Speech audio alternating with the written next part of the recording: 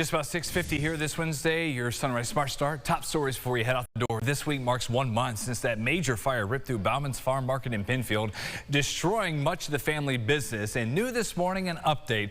Aron Spitzer is live from the farm. She was there when the flames broke out, and now back checking in on the family on how they're doing, making the most of what they have. Aron.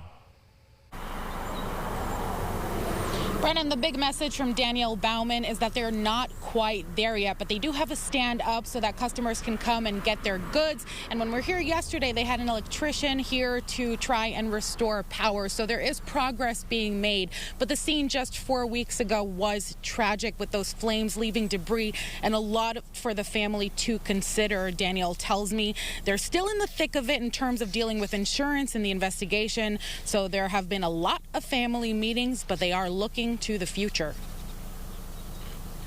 Trying to move forward as well. We're getting plans in place for what we want to do in the future, what this might look like, later this year and as well as next year.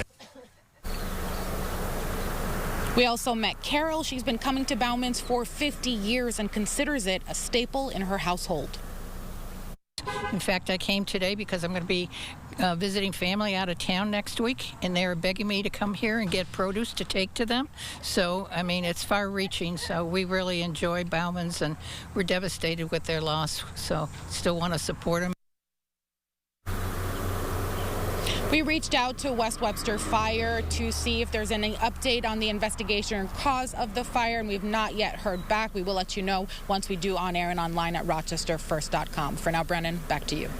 Aron, thank you. We're finding out more about a car fire at a home in Farmington that prompted a Good Samaritan to jump into action, and the homeowner has thanked the man, meeting him again after saving his property. The flames and smoke filled the driveway of that house on Meadowbrook Lane Monday night. Shane Walker says his son was inside with his girlfriend and dog when this happened. Walker says his son was seen on footage when they checked the app with the Ring camera, and also spotted another man out there in the haze. Deputies say that was 56-year-old Wade Peck, a retired firefighter who immediately rushed in after realizing there was an emergency. Members of the Victor and Farmington fire departments responded to the call as well. And in all the chaos, Walker says that ex-first responder slipped away. I can't say his name enough and thank him enough, because, again, he stood here and fought what he could and then just hosed the house down. Being an ex-firefighter, I think saved it from being more damage than it really is. Walker says they were able to find Peck through accounts on social media, and they got together for dinner so they could give him a proper thank you. An update here. We now know the name of the man found dead in the woods near the Genesee River Trail over the weekend here in Rochester. That victim identified through fingerprints as 22-year-old Manga Elocho, a City of Rochester resident originally from the Republic of Congo. Officers found his body Sunday midday south of the Bow Street Bridge near Vincent Street. Investigators say the early evidence indicates Elocho may have been killed somewhere else, and then his body was dumped near the trail. Police have still not said how exactly he was killed, but they do say it's a murder investigation. No suspects are currently in custody, and no word yet on someone they may be looking for. If you have any leads or video from nearby around that time Sunday, please reach out to Major Crimes, that unit, or call 911. Groups supporting sexual assault survivors around New York warn funding cuts could force them to scale back their services. The State Coalition Against Sexual Assault says 8 out of 10 regions are losing hundreds of thousands and, in some cases, millions of dollars. Advocates say more money was available as part of the new budget that got done, but it was split up among a much larger group of applicants this year. That comes as demand for support is growing, with some centers reporting sharp increases in many calls for help. And these programs do more than just run 24/7 hotlines. Advocates also work with survivors when they're at the hospital, when they have to show up to court for appearances or testify, and also through counseling. It looks like a sexual assault victim laying in a hospital bed where I can't send an advocate. It looks like telling a mother whose child who has been sexually abused, I'm sorry, we no longer have the funding to provide the licensed credentialed counseling services we once had. In a statement, Governor Hochul's office says the Office of Victim Services received an unprecedented response to its request for applications this year, saying in part, OVS cannot provide preferential treatment to currently funded programs or consider current funding when making these decisions for awarding the support. The governor's team also says the law requires a competitive procurement process, and advocates are asking for a change to that as well, so it doesn't feel like what they feel with this system is currently a free-for-all. Sunrise traffic, an update here on the Wednesday morning commute early on before you step out.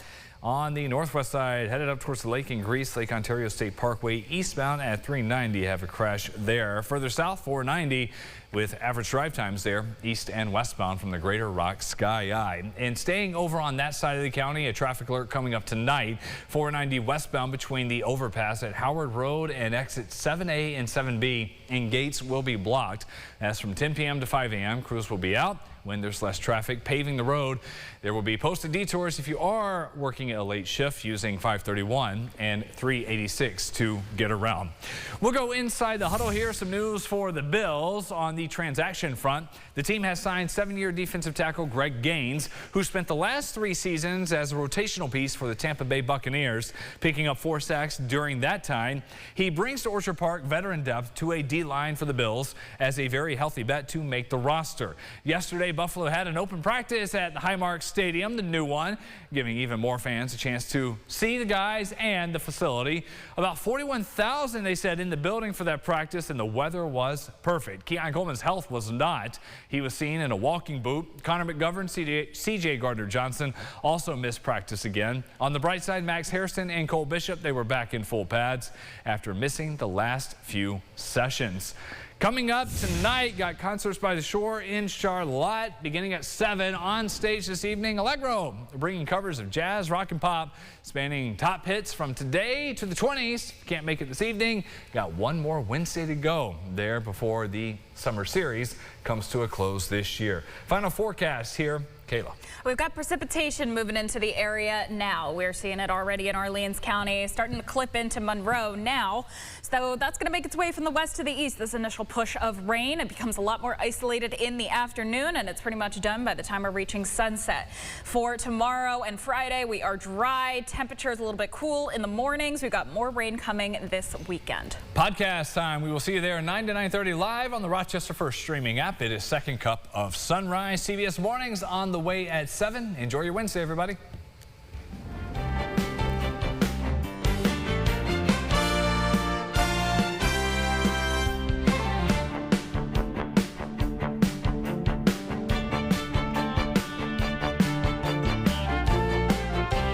Follow News 8 wherever you are on RochesterFirst.com, Facebook, X, and on our app for news and weather. Get the Rochester First streaming app today for everything you love from News 8 On Demand, plus exclusive shows you won't see anywhere else. Search ROC and download for free on Roku, Amazon Fire, and Apple TV.